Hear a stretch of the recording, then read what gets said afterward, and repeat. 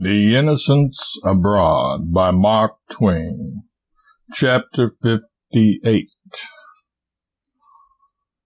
The donkeys were all good, all handsome, all strong and in good condition, all fast and all willing to prove it.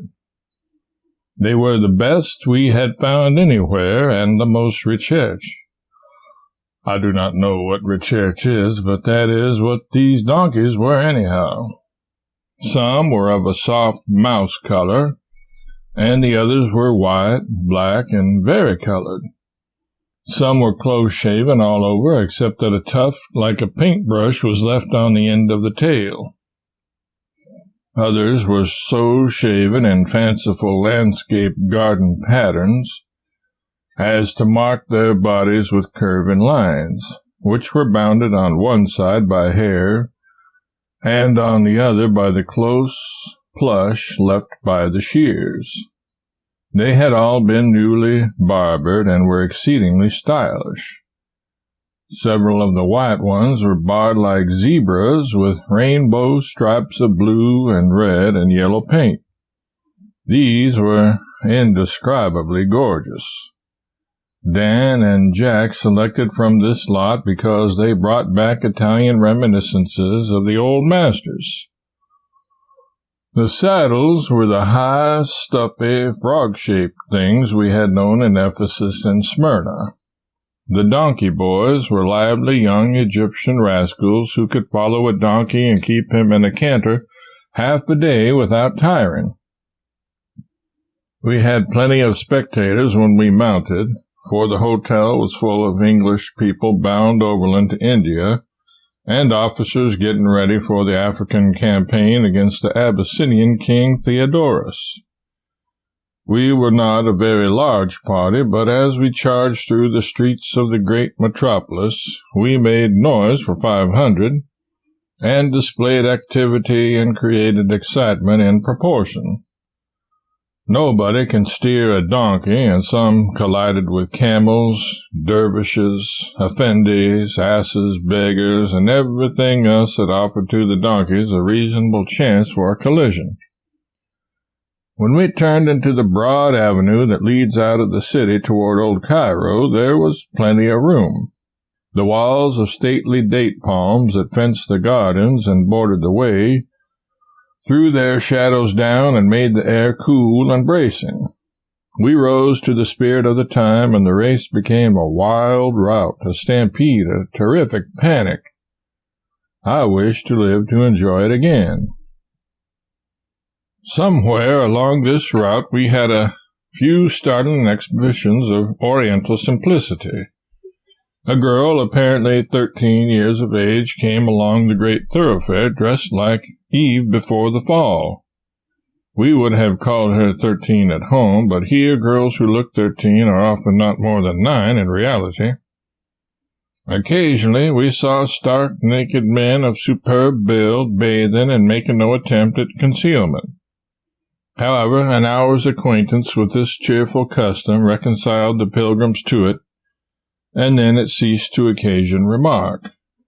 Thus easily do even the most startling novelties grow tame and spiritless to these sight-surfeited wanderers.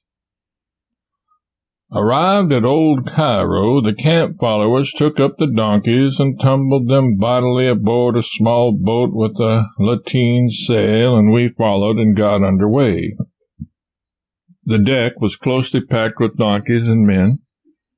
The two sailors had to climb over and under and through the wedged mast to work the sails, and the steersman had to crowd 4 or 5 donkeys out of the way when he wished to swing his tiller and put his helm hard down. But what were their troubles to us? We had nothing to do but enjoy the trip. Nothing to do but shove the donkeys off our corns and look at the charm and scenery of the Nile. On the island at our right was the machine they called the Nilometer, a stone column whose business it is to mark the rise of the river and prophesy whether it will reach only 32 feet and produce a famine, or whether it will properly flood the land at 40 and produce plenty, or whether it will rise to 43 and bring death and destruction to flocks and crops.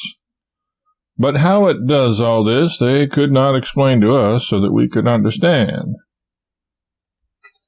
On the same island is still shown the spot where Pharaoh's daughter found Moses in the bulrushes. Near the spot we sailed from, the Holy Family dwelt when they sojourned in Egypt till Herod should complete his slaughter of the innocents. The same tree they rested under when they first arrived was there a short time ago, but the Viceroy of Egypt sent it to the Empress Eugenia lately. He was just in time, otherwise our pilgrims would have had it. The Nile at this point is muddy, swift, and turbid, and does not lack a great deal of being as wide as the Mississippi. We scrambled up the steep bank at the shabby town of Giza, mounted the donkeys again, and scampered away. For 4 or 5 miles the route lay along a high embankment which they say is to be the bed of a railway the Sultan means to build for no other reason than that when the Empress of the French comes to visit him she can go to the pyramids in comfort. This is true Oriental hospitality. I am very glad it is our privilege to have donkeys instead of cars. At the distance of a few miles, the pyramids rising above the palms looked very clean-cut, very grand and imposing, and very soft and filmy as well. They swam in a rich haze that took from them all suggestions of unfeeling stone, and made them seem only the airy nothings of a dream, structures which might blossom into tiers of vague arches, or ornate colonnades, maybe, and change again into all graceful forms of architecture while we looked, and then melt deliciously away and blend with the tremulous atmosphere. At the end of the levee we left the mules and went in a sailboat across an arm of the Nile or an overflow, and landed where the sands of the great Sahara left their embankment, as straight as a wall along the verge of the alluvial plain of the river. A laborious walk in the flaming sun brought us to the foot of the great pyramid of Cheops. It was a fairy vision no longer. It was a corrugated, unsightly mountain of stone. Each of its monstrous sides was a wide stairway which rose upward, step above step, narrowing as it went till it tapered to a point far aloft in the air. Insect men and women, pilgrims from the Quaker City, were creeping about its dizzy perches, and one little black swarm were waving postage stamps from the airy summit. Handkerchiefs will be understood. Of course, we were besieged by a rabble of muscular Egyptians and Arabs who wanted the contract of dragging us to the top. All tourists are. Of course, you could not hear your own voice for the din that was around you. Of course, the sheik said they were the only responsible parties, that all contracts must be made with them, all monies paid over to them, and none exacted from us by any but themselves alone. Of course, they contracted that the varlets who dragged us up should not mention bucksheesh once, for such is the usual routine. Of course, we contracted with them, paid them, were delivered into the hands of the draggers, dragged up the pyramids, and harried and bedeviled for bucksheesh from the foundation clear to the summit. We paid it, too, for we were purposely spread very far apart over the vast side of the pyramid.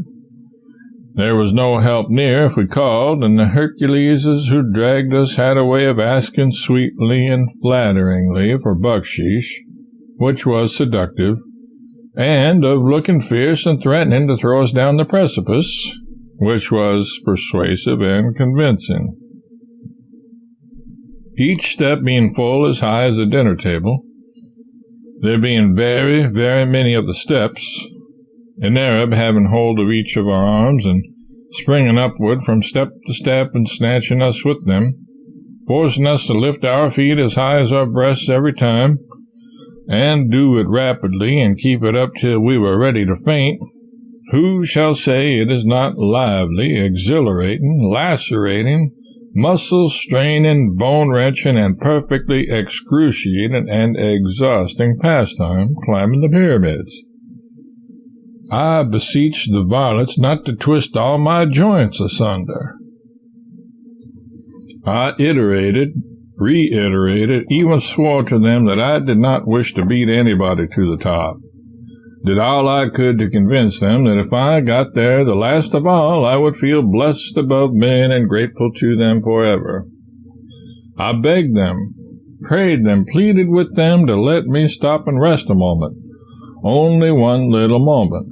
And they only answered with some frightful springs, and an unenlisted volunteer behind opened a bombardment of determined boosts with his head, which threatened to batter my whole political economy to wreck and ruin. Twice, for 1 minute, they let me rest while they extorted bucksheesh, and then continued their maniac flight up the pyramid. They wished to beat the other parties. It was nothing to them that I, a stranger, must be sacrificed upon the altar of their unholy ambition. But in the midst of sorrow, joy blooms. Even in this dark hour, I had a sweet consolation. For I knew that except these Mohammedans repented, they would go straight to perdition some day. And they never repent. They never forsake their paganism. This thought calmed me, cheered me, and I sank down limp and exhausted upon the summit, but happy. So happy and serene within. On the one hand, a mighty sea of yellow sand stretched away toward the ends of the earth, solemn, silent, shorn of vegetation, its solitude uncheered by any forms of creature life. On the other, the Eden of Egypt was spread below us, a broad green floor cloven by the sinuous river dotted with villages, its vast distances measured and marked by the diminishing stature of receding clusters of palms. It lay asleep in an enchanted atmosphere. There was no sound, no motion. Above the date plumes in the middle distance swelled a domed and pinnacled mass, glimmering through a tinted, exquisite mist. Away toward the horizon, a dozen shapely pyramids watched over ruined Memphis, and at our feet the bland, impassible Sphinx looked out upon the picture from her throne in the sands as placidly and pensively as she had looked upon its like full 50 lagging centuries ago. We suffered torture no pen can describe, from the hungry appeals for bucksheesh that gleamed from Arab eyes and poured incessantly from Arab lips. Why try to call up the traditions of vanished Egyptian grandeur? Why try to fancy Egypt following dead Ramses to his tomb in the pyramid, or the long multitude of Israel departing over the desert yonder? Why try to think at all? The thing was impossible. One must bring his meditations cut and dried, or else cut and dry them afterward. The traditional Arab proposed in the traditional way to run down Cheops, cross the eighth of a mile of sand intervening between it and the tall pyramid of Cephren, ascend to Cephron's summit, and return to us on the top of Cheops, all in 9 minutes by the watch, and the whole service to be rendered for $1. In the first flush of irritation, I said, let the Arab and his exploits go to the mischief. But stay. The upper third of Cephren was coated with dressed marble smooth as glass. A blessed thought entered my brain. He must infallibly break his neck. Close the contract with dispatch, I said, and let him go. He started. We watched. He went bounding down the vast broadside, spring after spring, like an ibex. He grew small and smaller till he became a bobbing pygmy away down toward the bottom, then disappeared. We turned and peered over the other side. 40 seconds, 80 seconds, 100. Happiness, he is dead already. 2 minutes and a quarter. There he goes. Too true, it was too true. He was very small now. Gradually but surely he overcame the level ground. He began to spring and climb again. Up, up, up. At last he reached the smooth coating. Now for it. But he clung to it with toes and fingers like a fly. He crawled this way and that. Away to the right, slanting upward, away to the left, still slanting upward, and stood at last, a black peg on the summit, and waved his pygmy scarf. Then he crept downward to the raw steps again, and picked up his agile heels and flew. We lost him presently. But presently again we saw him under us, bounding with undiminished energy. Shortly he bounded into our midst with a gallant war whoop. Time? 8 minutes, 41 seconds. He had won. His bones were intact. It was a failure. I reflected. I said to myself, he is tired and must grow dizzy. I will risk another $1 on him. He started again, made the trip again, slipped on the smooth coating. I almost had him, but an infamous crevice saved him. He was with us once more, perfectly sound. Time? 8 minutes, 46 seconds. I said to Dan, lend me $1. I can beat this game yet. Worse and worse. He won again. Time? 8 minutes, 48 seconds. I was out of all patience now. I was desperate. Money was no longer of any consequence. I said, Sirrah, I will give you $100 to jump off this pyramid head first. If you do not like the terms, name your bet. I scorn to stand on expenses now. I will stay right here and risk money on you as long as Dan has got a cent. I was in a fair way to win now, for it was a dazzling opportunity for an Arab. He pondered a moment, and would have done it, I think, but his mother arrived then and interfered. Her tears moved me. I never can look upon the tears of woman with indifference, and I said I would give her $100 to jump off too. But it was a failure.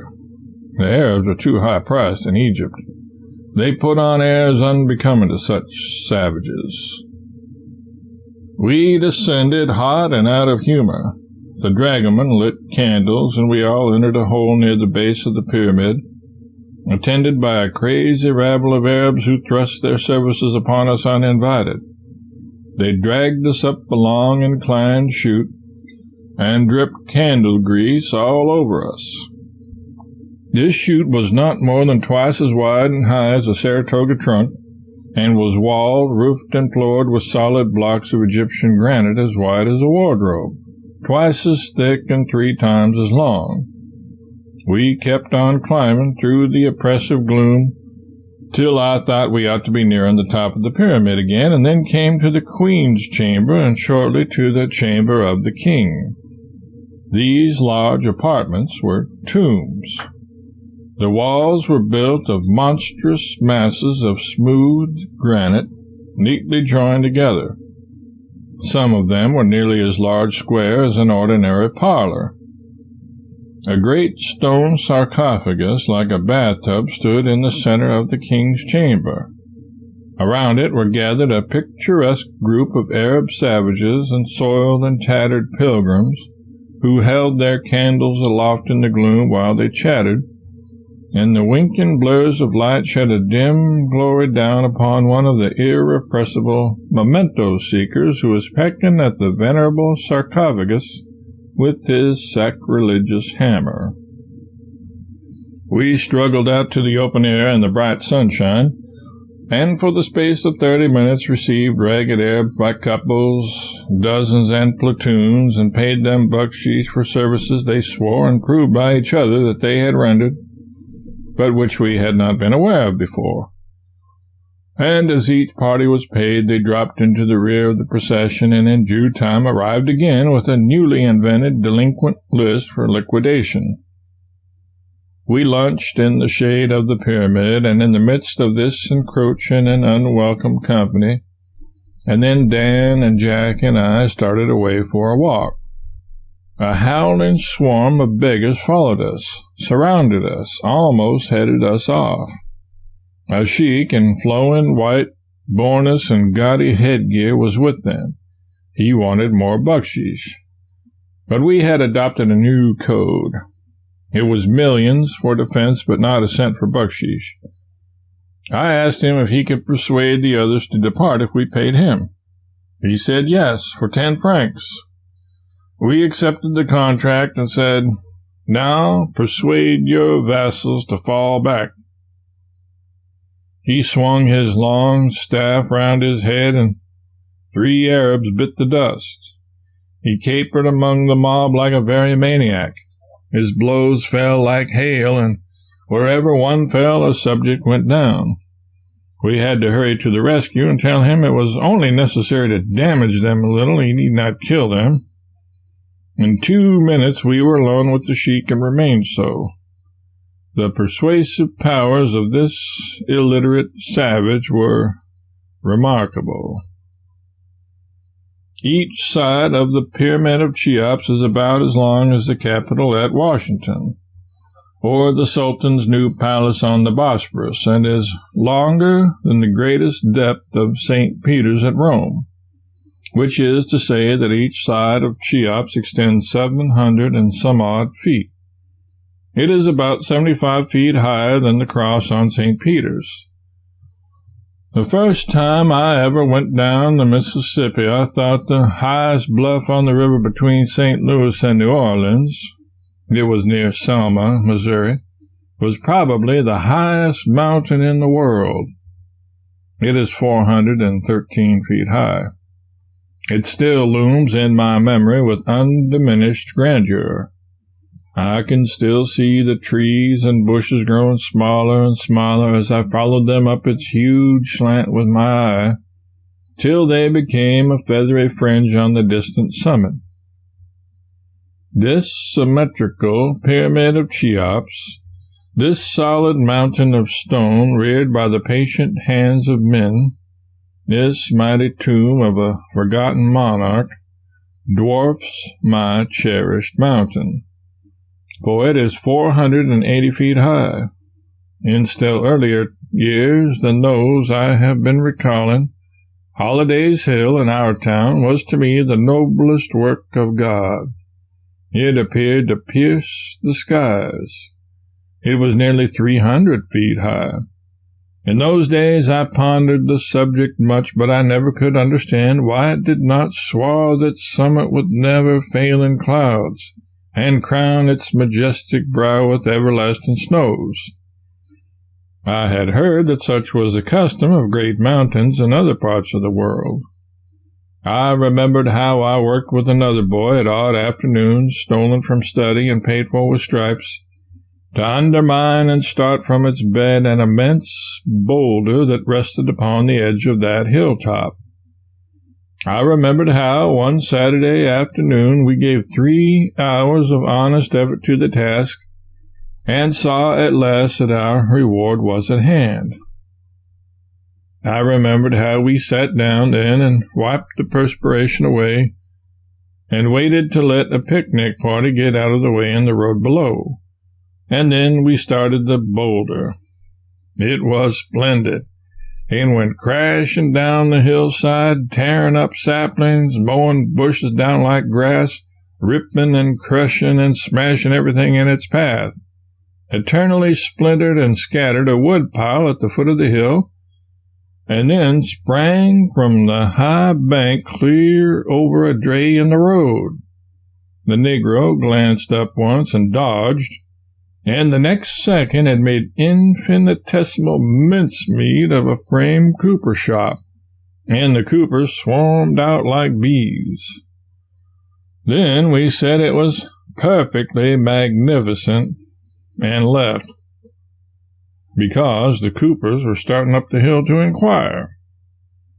Still, that mountain, prodigious as it was nothing to the Pyramid of Cheops. I could conjure up no comparison that would convey to my mind a satisfactory comprehension of the magnitude of a pile of monstrous stones that covered 13 acres of ground and stretched upward 480 tiresome feet. And so I gave it up and walked down to the Sphinx. After years of waiting, it was before me at last. The great face was so sad, so earnest, so longing, so patient. There was a dignity not of earth in its mien, and in its countenance a benignity such as never anything human wore. It was stone, but it seemed sentient. If ever image of stone thought, it was thinking. It was looking toward the verge of the landscape, yet looking at nothing.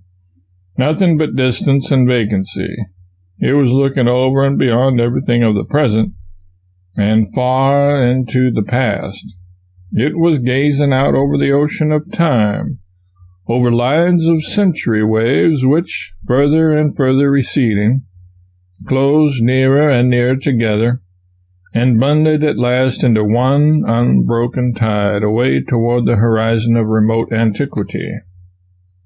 It was thinking of the wars of departed ages, of the empires it had seen created and destroyed, of the nations whose birth it had witnessed, whose progress it had watched, whose annihilation it had noted, of the joy and sorrow, the life and death, the grandeur and decay of 5,000 slow revolving years. It was the type of an attribute of man, of a faculty of his heart and brain. It was memory, retrospection, wrought into visible, tangible form. All who know what pathos there is in memories of days that are accomplished and faces that have vanished, albeit only a trifling score of years gone by, will have some appreciation of the pathos that dwells in these grave eyes that look so steadfastly back upon the things they knew before history was born, before tradition had been, things that were and forms that moved in a vague era which even poetry and romance scarce know of, and passed one by, one away, and left the stony dreamer solitary in the midst of a strange new age and uncomprehended scenes. The Sphinx is grand in its loneliness. It is imposing in its magnitude. It is impressive in the mystery that hangs over its story. And there is that in the overshadowing majesty of this eternal figure of stone, with its accusing memory of the deeds of all ages, which reveals to one something of what he shall feel when he shall stand at last in the awful presence of God. There are some things which, for the credit of America, should be left unsaid, perhaps. But these very things happen sometimes to be the very things which, for the real benefit of Americans, ought to have prominent notice. While we stood looking, a wart or an excrescence of some kind appeared on the jaw of the Sphinx. We heard the familiar clink of a hammer and understood the case at once. One of our well-meaning relic hunters, had crawled up there and was trying to break a specimen from the face of this, the most majestic creation the hand of man has wrought. But the great image contemplated the dead ages as calmly as ever, unconscious of the small insect that was fretting at its jaw. Egyptian granite that has defied the storms and earthquakes of all time has nothing to fear from the tack hammers of ignorant excursionists. highwaymen like this specimen. He failed in his enterprise. We sent the sheik to arrest him if he had the authority, or to warn him if he had not, that by the laws of Egypt the crime he was attempting to commit was punishable with imprisonment or the bastinado. Then he desisted and went away.